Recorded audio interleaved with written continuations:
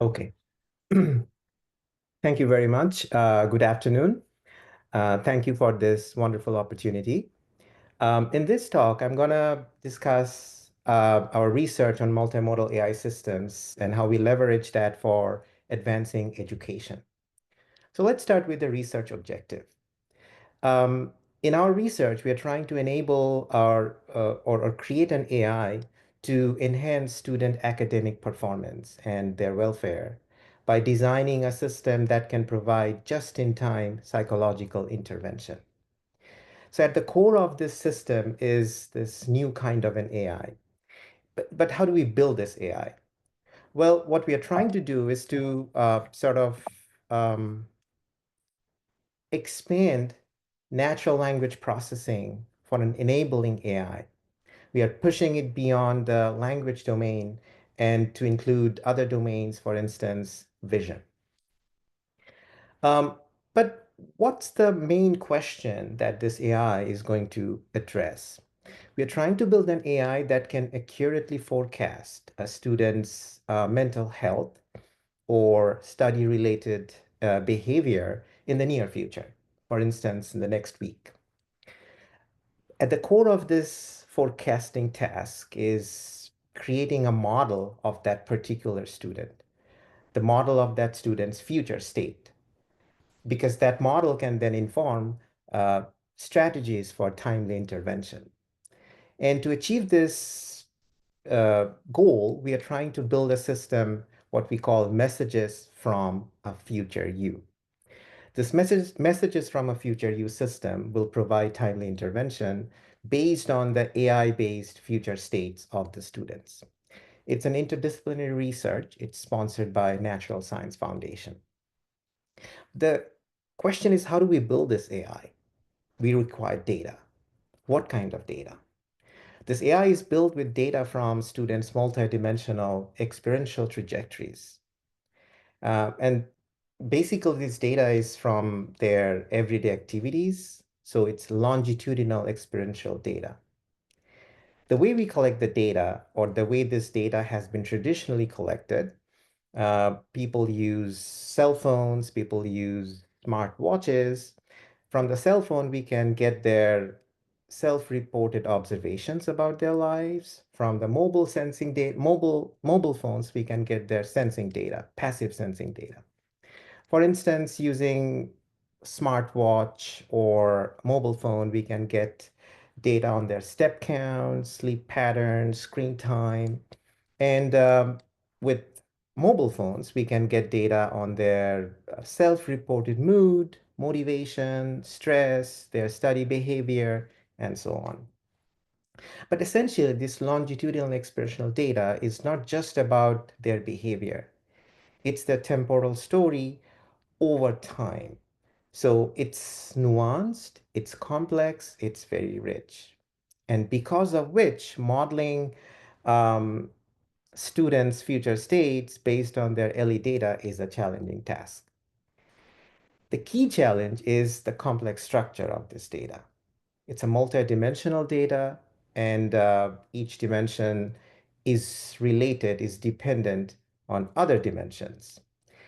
The data is of mixed type. So we collect numeric observations, we collect semi-structured observations, we collect unstructured observations. And as I mentioned that the data is complex because it's on human experience, it has all those nuances that comes with human experiences. And finally, the ugly part of this data is that it has high rate of missing values and small sample sizes. So because of these challenges, modeling this data is a very difficult task.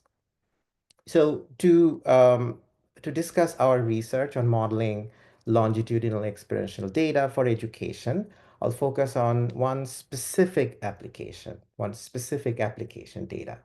It's called GLOBEM, Generalization of Longitudinal Behavior Modeling.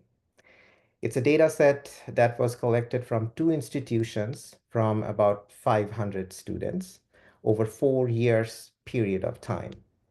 The data is purely structured, numeric sensor data from phone, from smartwatch, Fitbit. and surveys.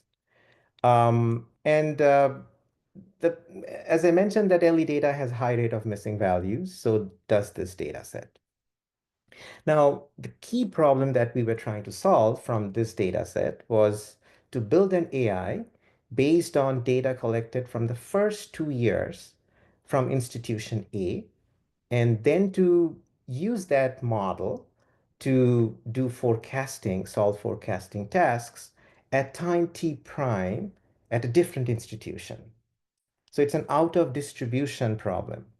And we were trying to solve the binary forecasting problem on the student's mental health. Because of this out of distribution nature, the existing AI systems had difficulty, had challenges.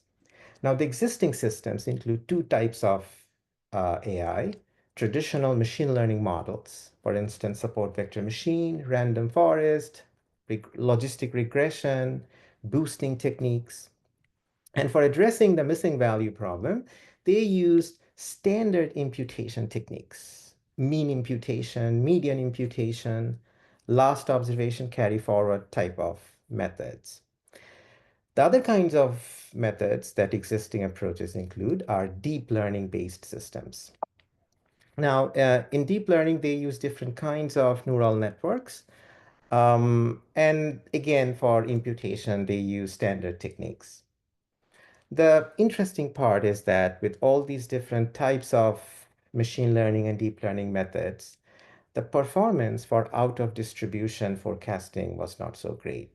It was 52%, little above 52%, meaning that the model that was based on data from time t was not at all good at making forecasting at a different distribution at time t prime. So it was a very challenging problem. Before um, developing our AI, we had to understand what are the limitations of the existing approaches. So the key limitation that we identified was that the data was temporal, multidimensional, but then for the purpose of training traditional ML and DL systems, the data has to be flattened, linearized. And when you linearize, flatten this temporally ordered multidimensional data, essentially you lose a lot of information.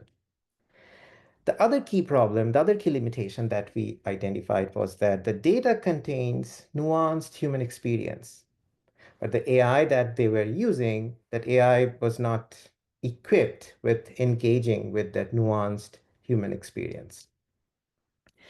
Another limitation, very interesting limitation, all these models that I have shown you, traditional approaches, they are binary classifiers. So with binary classification, what they were trying to do, they take this nuanced human experience input data for a period of time, and using that, that AI was trying to forecast just one number, yes or no, 0 or 1. So it's a problem because we are trying to oversimplify the predictive outcome. And oftentimes the predictions, the assessment of the future of a particular person is not just about predicting one number. The final problem that we identified was that the way they were treating missing values. They were treating missing values as problems, as obstacles, rather than information. And I'm going to show you very soon that when we treated missing data with our approach, we considered missing data as a piece of information, not as an obstacle. So what's our approach? What's the core insight in our approach? Well, we wanted to create an AI that can engage with this nuanced human data, so that AI would have to have some level of human-like reasoning. But how do we build that AI? Well, we relied on this foundation large language models that has this prior knowledge of human experience, general knowledge, and context. So using large language models, we can engage with the nuances of longitudinal experiential data. But then here's the interesting part. We don't just think in terms of language. For example, when we try to reason about temporal data, uh, it's more convenient for us if we can look at the data, if we can visualize the data using a chart. So we can easily capture the trend, understand the pattern by looking at the visual representations of the data. So to better understand this visual representation of data, we relied on cognitive research, particularly the research of Barbara Tversky. So Tversky says that human reasoning is visuospatial. We externalize our reasoning through these visual representations, and these are integral to reasoning. These are not just outputs. So in summary, we wanted to use the linguistic knowledge of AI and also the visual reasoning capacity of the AI. So how do we get this two in one AI? Well, we turn to vision language models, which enables visual spatial reasoning. So our data was numeric, unstructured, and we had to transform our data so that we can use these vision language models. And we also had to transform the problem formulation because it cannot be just about binary classification now. These are generative models. So essentially what we did, we rethink about this new kind of an AI that can model human behavior from longitudinal experiential data. At the core of this rethinking approach was to make transformations, transform the input, transform the problem formulation, and transform the reasoning modality.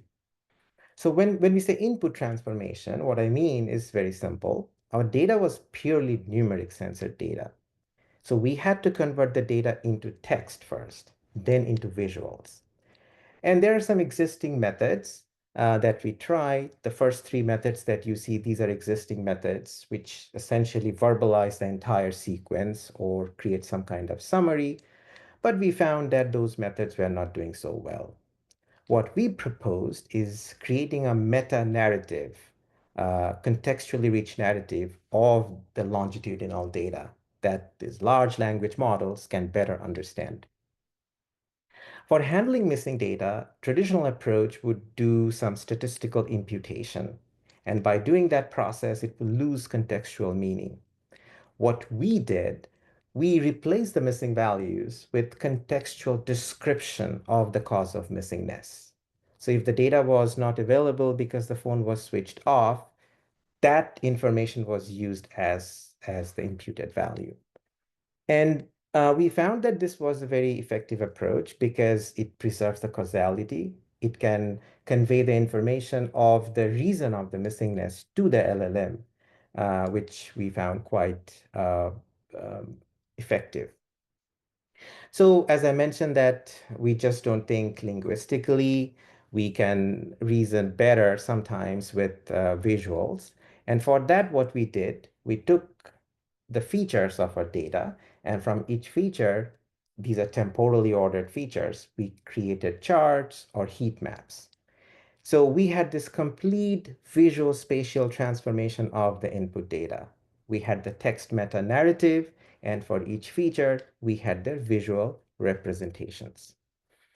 The second transformation that we did, we converted the data, the problem from binary classification into something else.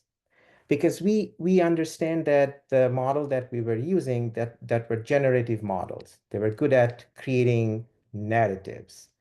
On the other hand, with binary classification with yes and no, we would lose the nuance of the problem.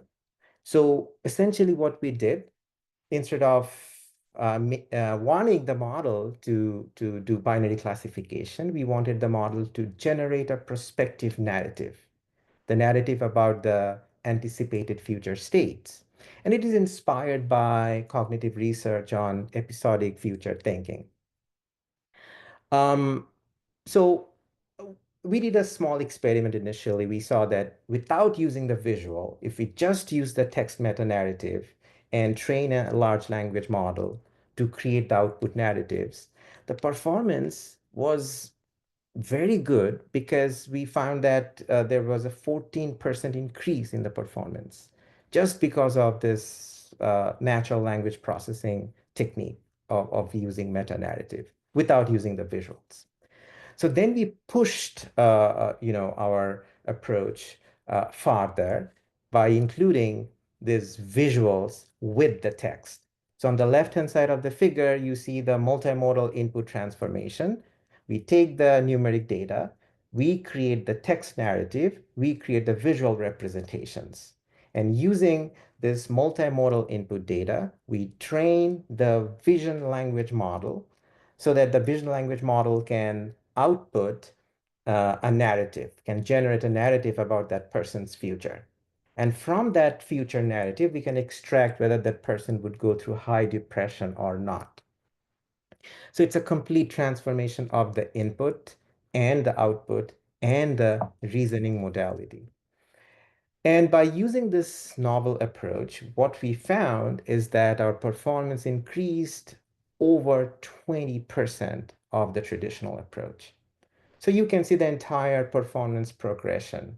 Traditional MLDL, only 52% accuracy.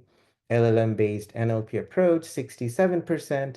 Our VLM approach, it's 72%. So in summary, the key insight from our research on multimodal AI is that in education, in health, the for intervention purpose, the core is to create their model their behavior, model their future states. And to be able to do that, we have to use their experiential data. And the best way to create model from experiential data is to utilize this visual spatial reasoning, rethink AI. And that involves multidimensional transformation. Change the input from numeric to visual spatial data, reformulate the output, and also rethink about the reasoning modality.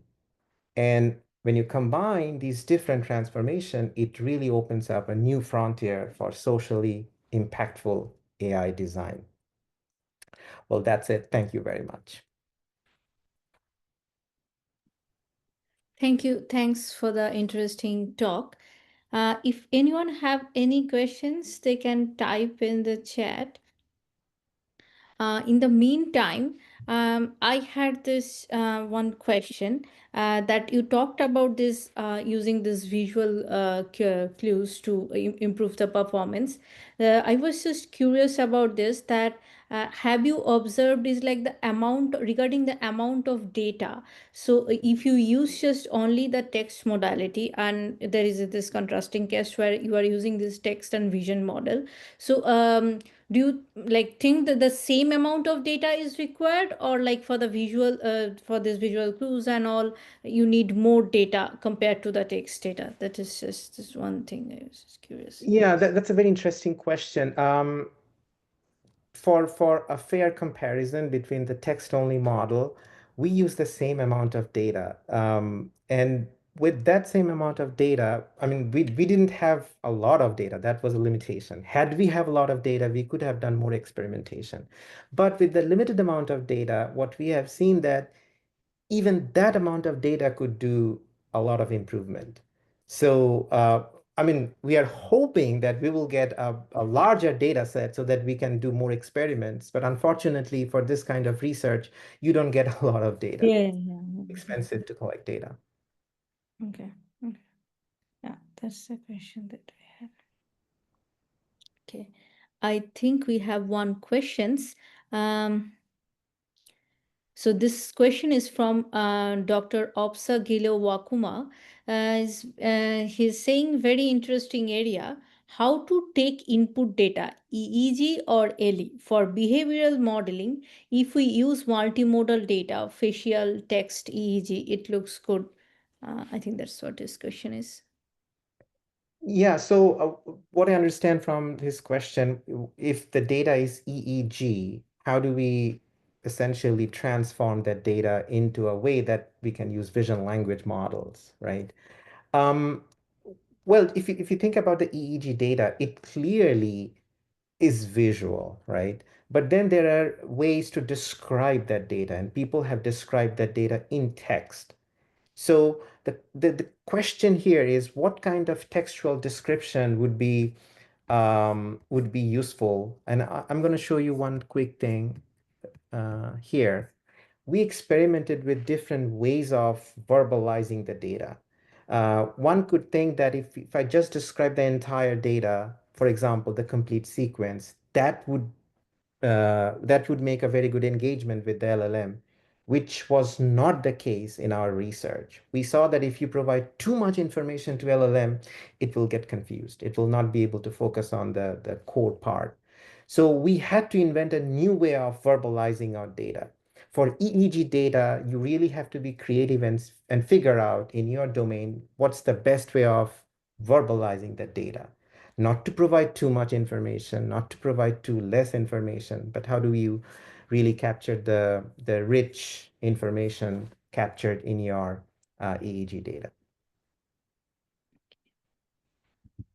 Thank you. Thanks for the interesting presentation. Yeah, sure. Thank you. So we will now move towards our next invited talk. I think Vivek, you can check whether you can share the screen or not.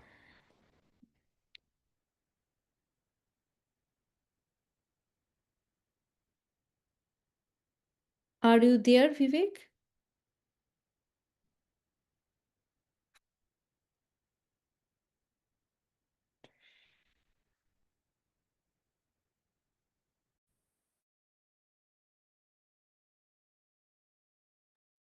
He is there, but he looks to be on mute. Yes, that's what I'm checking.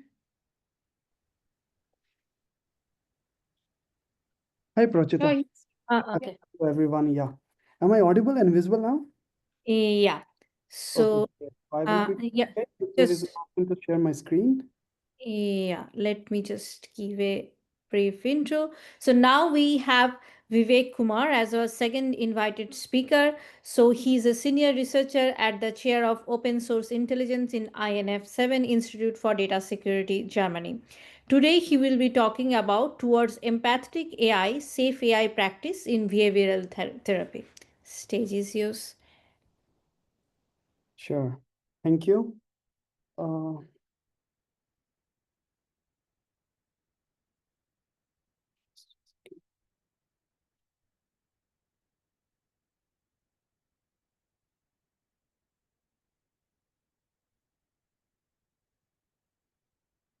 so I guess the presentation should be visible.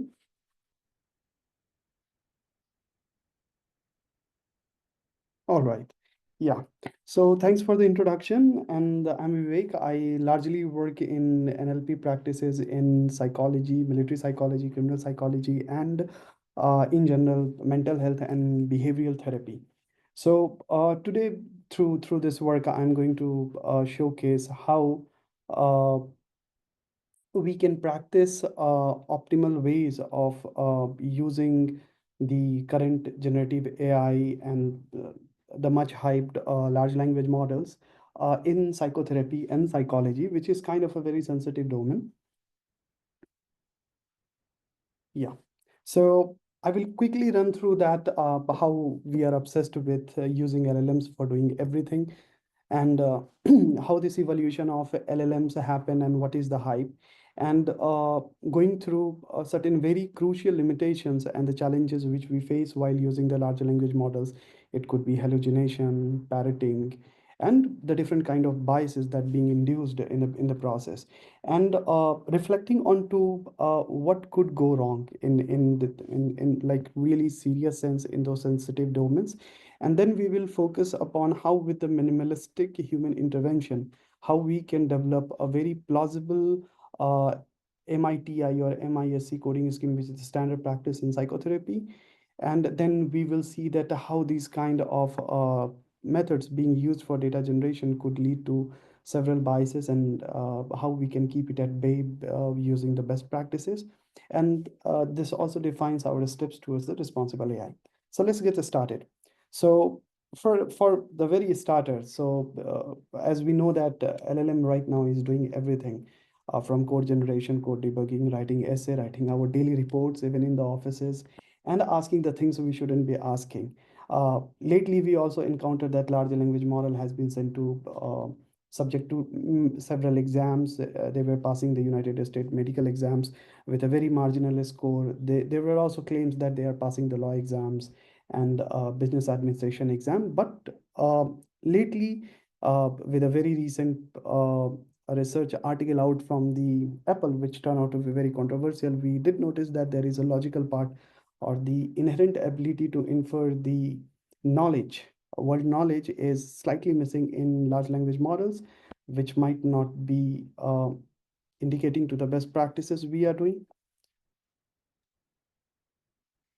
Okay, so this is the evolution of LLMs, large language model, over the period of time. I will just adjust my screen a bit. Yeah, so I'm just gonna skip this because I think the other presenter have already talked a bit about it. So here's the point. What could go wrong? So based on my initial experiments, what I found that I experimentally tried to find out a research paper that has not been published yet. So it was only between the me and the system where I am assigned for the reviewing purposes. So I did ask ChatGPT about, or other large language model, about the whereabouts of the paper, and surprisingly, it turned out to that the paper is being known to expose to these large language model, despite it has been shared in a secure system. There had been also a scandal case where ChatGPT invented a sexual harassment and termed a real professor as an accused. There was another case where ChatGPT gave a very unwarranted suggestion to a mental health patient to end his life in order to get rid of all the challenges which he's facing in the life. So these are the dangers of using the AI, which we need to take into the account that when we are employing these models into real life scenario, what could go wrong. So it's good to be aware and having a estimate that what kind of consequences we might have to face. These were one of the very simple examples which we come across. So this has been the hype of overall LLMs, and LLMs has been being used for several things. I particularly feel that large language model have been used for data generation at as the most optimal way, where we suffer from a data scarcity in low resource domain. For instance, mental health. There are hardly any data about open source data or publicly accessible data in terms of mental health, behavioral therapy, CBT, or motivational interviewing. Another challenges with the large language models, which we face when we're talking about a very nuanced domain. For instance, if we were talking about the behavioral therapy, or we are talking about psychotherapy in general. So there are, along with the ethical concerns, there are concerns which might lead to several semantic drifts, or it can lead to false semantic changes. I'm talking about the challenges which we face because of the multilingual context, or the hallucinations that happens in large language model, or the stochastic parroting, where the model is generating some text which is not coherent, not connected to the input, and but however it looks fluent, which is not always reliable in terms of when we are dealing with behavioral therapy. So from this research, what I'm going to particularly showcase is one of the research objective, which is about how we can leverage large language model in psychotherapy, and how we can leverage it also to reduce the manpower in terms of expert needed, because it's a very uh, cost intensive and labor intensive process to develop something like MITI based coding scheme, or to do the annotation task for multi attribute data set. So with this work, I present first ever publicly accessible data set. It's called NOMI, and the version which I am presenting is NOSUM AI, which includes the the summaries and the original motivational interviewing dialogues. The application is in conversational therapy where there are enlisted 16 kind of addictions which we come across in day-to-day life. It could be alcoholism, smoking cessation, and so on. So with this experiment, what we are trying to tackle is three research questions. First, effectiveness of large language model in accurately summarizing a very long, complex motivational interviewing dialogues, which consist of several talk turns between the therapist and the client, and it could range over 16 topics, as I mentioned. Is there a particular difference between the one shot or few shot prompts or a guided prompt when we are trying to do uh, summary generation using the large language model? And are there any ways that can lead to reduce the semantic drift? And the last and the third one is, are LLM sufficiently reliable to be used for automated dataset annotation? Because we want to reduce the manpower and the cost involved, such as in mental health.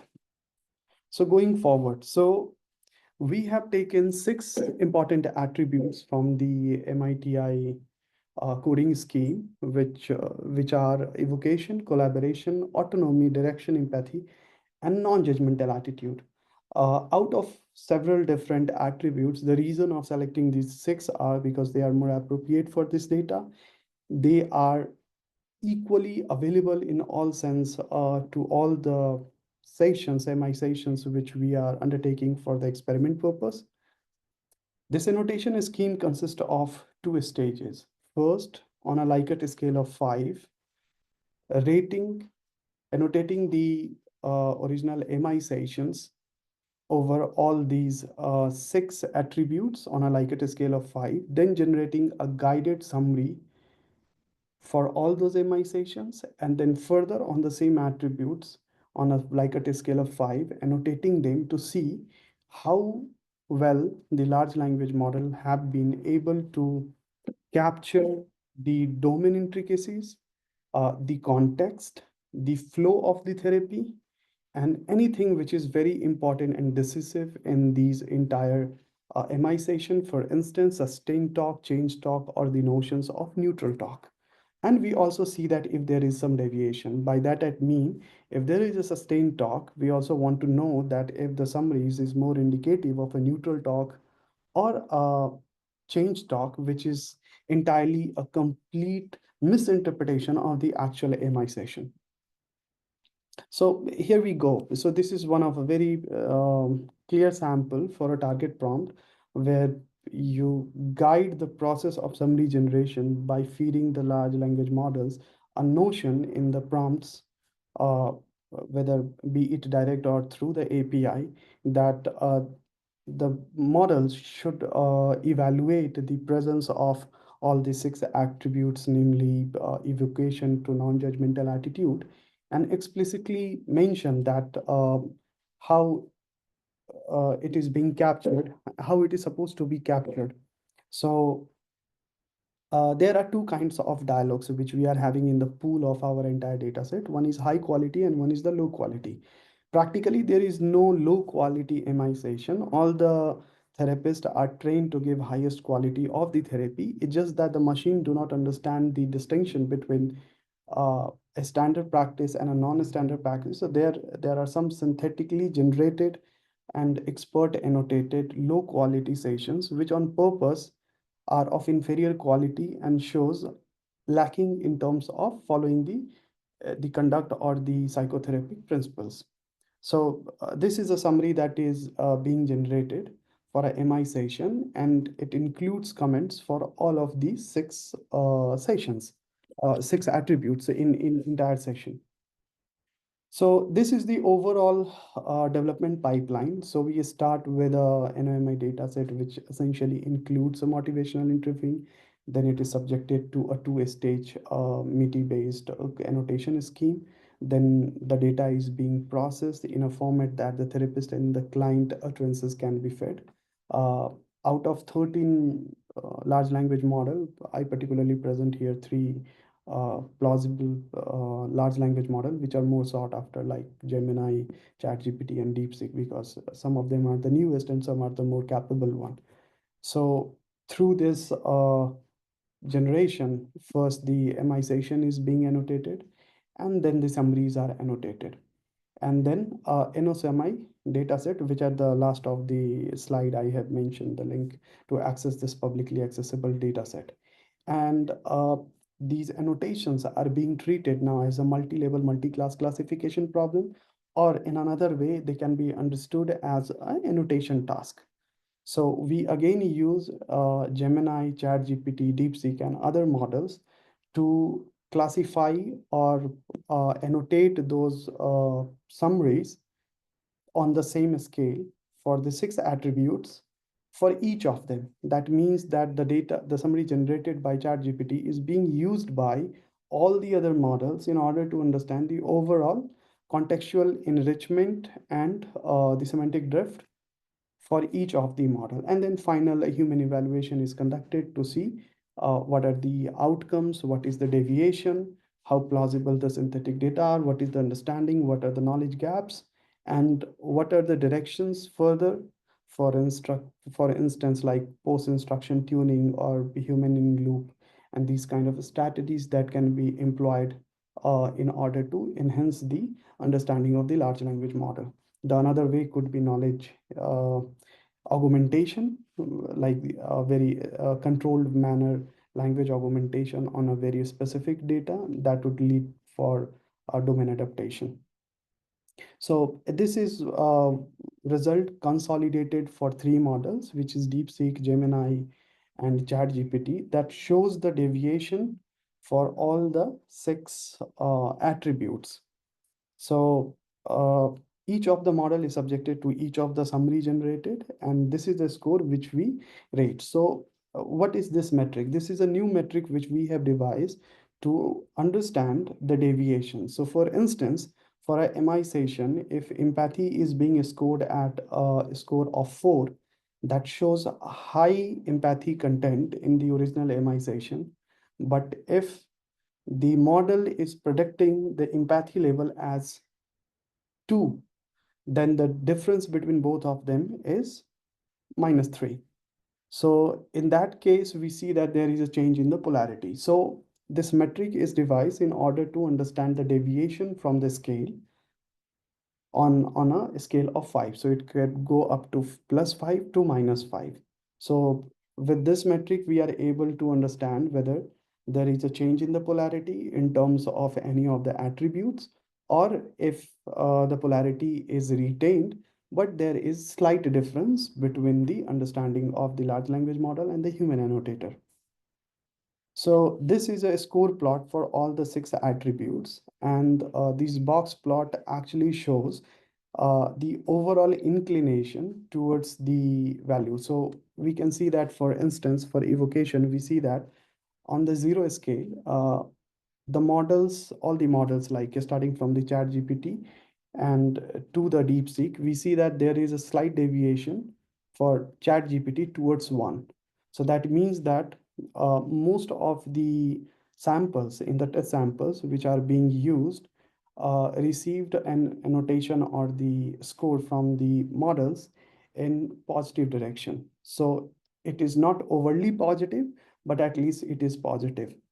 But for some of them, for instance, we receive for DeepSeek, we see that the overall inclination, so the overall value for all the test sessions is moving towards below the 0. That means that there are several change of polarity, and this prediction from the DeepSeek is not in line with the actual requirement or in line with the expert annotation.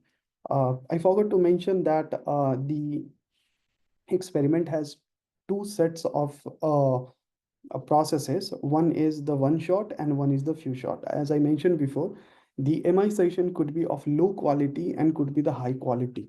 So this is a psychological cue, or we can say it's an additional knowledge that can help the large language model to determine, going through the entire summary, whether a low or high quality annotation attached to it could be helpful for it or not.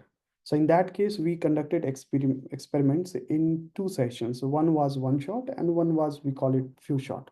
So in few shot, we provide the summary along with the quality of the therapy and some notes from the psychologist in order to help the large language model to see if they better interpret it or not. And for the one shot, we just provide the summary, and the large language model has to rate the summary over all the six attributes in one go. So overall observation for this experiment has been that, first, I would like to talk about the quality of the synthetic data. So when the prompts are very guided, very controlled, and guided in the sense that it is exactly known that what kind of notions of the psychotherapy has to be look out for, the synthetic data generated or the summary generated is very plausible, very up to the point that it includes all the major nuances of that session. Of course, this summary also helps in mitigating several biases that could be class imbalance bias or contextual bias, because it provides the extra knowledge with the MI sessions. And we know that several transformer-based model have the capacity to only process up to 1064 tokens, and the MI sessions could be very long. So providing additional knowledge and clipping the entire session leads to several contextual bias because a lot of information is being missed out. So in that way, it helps the bias. Definitely, because the data is plausible, we are able to generate more and more data in this low resource domain. That helps researcher further to explore and investigate this crucial domain of research where AI is not that much implemented successfully yet. Uh, and of course, this is one of the steps toward responsible AI. Uh, I also propose that this metrics which we have proposed, or the evaluation scheme which we have proposed, is being now tested with different tasks with different data sets. And it turned out that this is quite significant in terms of evaluating the nature of large language models, especially when we are dealing with multi-scale attributes in behavioral therapy. So the proposed method can be used as a guideline to develop your own MITI or MISE based coding scheme in order to annotate the data uh, or to conduct the experiments. I think that would be all for my presentation. Thank you. Thanks for the presentation. If anyone have any questions, you can write in the chat. Any questions? Hi, Vivek. I have a question. Yeah. So, so in the key slide, you said that by following a guided prompt strategy method, you're ensuring that the synthetic data generated is of good quality. But did you run otherwise any kind of quantitative or qualitative analysis to ensure that the quality of the data generated is good? Any kind of entailment matrix or maybe quality analysis based on human evaluation? Yeah, so first we generated some sample and then we have some inter-annotation agreement. So these summaries which are being generated are annotated. The first sample, a representative sample of it, is being evaluated by a couple of human annotators, and we found a very high, around 0.62 inter-annotation agreement. So that especially symbolize the quality of the data is fine. But coming back to your question, that how we decide that each of the attributes is equally incorporated in the summary and nothing has been missed out. So we again take a sample of the data. So we have 131 MI sessions. We take 15 out of it based on the topics and based on the high and the low quality. And then it goes to three annotators. And then they again rate it without knowing actually what is the original MI session.